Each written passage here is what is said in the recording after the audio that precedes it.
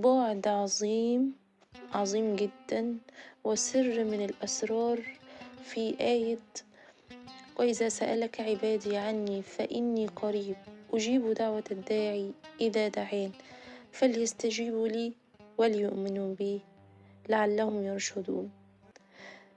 بعد عظيم محدش يفهمه غير الذي يمتلك إيمان قوي جدا ووصل لطبقات النور، لأن الإيمان هو طبقات من النور. انت بتوصل لطبقة من طبقات لحد ما توصل لأعلى درجة وأعلى مرحلة من الإيمان. ممكن تيجي تدعي ربنا سبحانه وتعالى وتبكي وتخشع في الدعاء، لكن لسه قلبك من جوه موصلش للإيمان القوي، موصلش للإطمئنان. بتدعي ربنا وانت عمال مستعجل في الإجابة، فانت ما عندكش ايمان باسم الله المقيت اللي هو على كل شيء قدير، اللي كل شيء عنده بميعاد وميقات معين. لكن استعجالك وعدم هدوءك وعدم اطمئنان قلبك في الدعاء بيأخر الدعاء. كمان وانت بتدعي ايمانك لسه موصلش لدرجة ان الله على كل شيء قدير، وهو المهيمن وهو المسيطر وهو علي هين.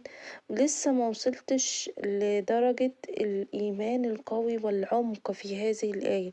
ممكن يكون عندك الفكرة وبتردد هذه الآيات، لكن في العمق في اللاوعي لسه موصلتش لهذه الطبقة من النور ودرجة الإيمان، لدرجة إنك أنت بتكبر الأشياء المادية حواليك وبتؤمن بالأسباب وبتكبرها وبتصغر الله سبحانه وتعالى في قلبك. واللي بيحكي ده وبيعبر عن ده هو سلوكياتك وردود أفعالك وتصرفاتك هي اللي بتتكلم عن ده. فمثلا هتلاقي حد بيكبر المدير قوي في الشغل وبيحاول ان هو يجريه حتى في قول كلمة الحق، وان هو بيهادن المدير دوت حتى لو كان في حاجة غلط، لأنه معتقد إن المدير ده هو اللي هيرقيه وهو ده اللي هيوصله للي هو عايزه. فالإنسان ده مكبر الأسباب ومكبر البشر ومكبر الماديات. أو واحدة مثلا عايزة العلاقة ما بينها وبين زوجها تكون في أفضل حال وأحسن حال، وهنبص نلاقيها كل حياتها وتعلقاتها بهذا الشخص بزوجها. هتلاقي تركيزها كله في زوجها، اهتمام عالي جدا جدا، انتظار شديد جدا ان هي تاخد منه مشاعر. وعلاقتها بالله سبحانه وتعالى هنلاقيها بعيدة كل البعد، فهي نسيت ربنا في علاقتها بزوجها، فبالتالي كبرت الأسباب المادية وصغرت الله في قلبها. تخيل ان احنا بنختبر في الإيمان في كل لحظة وكل ثانية، في كل دقيقة من حياتنا. الله بيختبر نفسنا المطمئنة في شكل اختبار في أبنائك، اختبار في زوجك، اختبار في تحملك للعقبات. وكل عقبة تأتيك معها رسالة من الله سبحانه وتعالى جاية توصل لك حاجة معينة، فاستقبل الرسالة وافهم رسالة ربنا ليك. انت بسبب هذه الرسائل ترتقي وترتقي. ولكن شوف رسالة ربنا بتقول ايه، شوف واعرف ماذا يريد الله منك.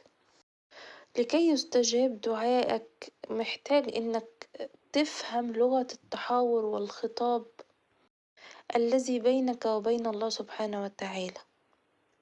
هذا الكلام يحتاج إلى صفاء روحي، صفاء القلب من الكراهية والحقد والحسد، عشان توصل لدرجة إلا من أتى الله بقلب سليم. فبص لقلبك، هل هو سليم؟ هل هو مشغول بالدنيا؟ هل هو مشغول بالأشياء ومصغر الله سبحانه وتعالى في قلبك ولا لأ؟ انت محتاج الإيمان في قلبك يصاحبه يقين. إن الله سبحانه وتعالى هو المتصرف في هذا الكون كله، إن هو اللي بينفع وإن هو اللي بيضر، إنه مفيش حد في الدنيا كلها يقدر يهددك، وإن بتشوف أي حد بيهددك